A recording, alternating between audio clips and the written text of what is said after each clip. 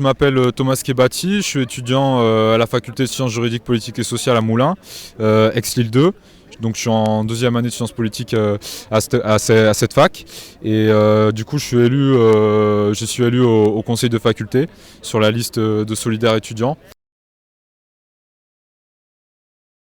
Il faut rappeler qu'il y a près d'un étudiant sur deux qui vit sous le seuil de pauvreté, il y a près d'un jeune sur quatre qui est au chômage, un jeune sur deux qui est sous un contrat précaire.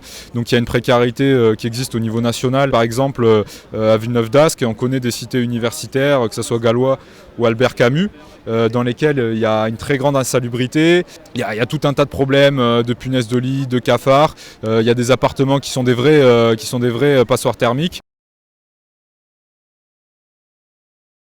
Il y a tout un tas d'associations qui organisent des collectes et des distributions alimentaires, de colis alimentaires pour les étudiants et les étudiantes, parce qu'il y a une vraie précarité qui se ressent de façon matérielle, parce qu'il y a une pauvreté qui est terrible. Il faut rappeler qu'il y a près d'un jeune sur 5 qui vit sous le seuil de pauvreté et un jeune sur 2 qui est contraint de se salarier et de travailler pour pouvoir payer ses études.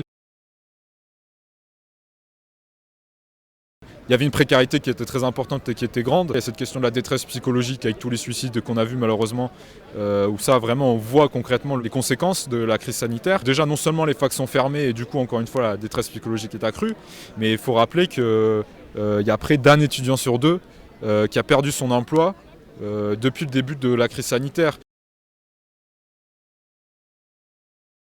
Si on n'est pas dans des bonnes conditions pour étudier, ça rend plus difficile la poursuite de ses études. Il y a près d'un jeune sur 4 qui a décroché de son année universitaire depuis la crise sanitaire. C'est énorme. Les enseignants sont les premiers à constater qu'il y a un décrochage scolaire qui est réel.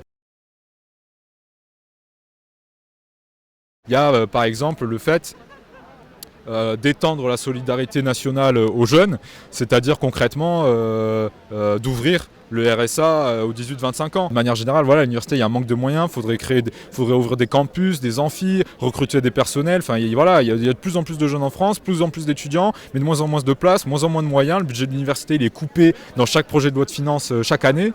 Voilà, c'est terrible, il faudrait investir massivement.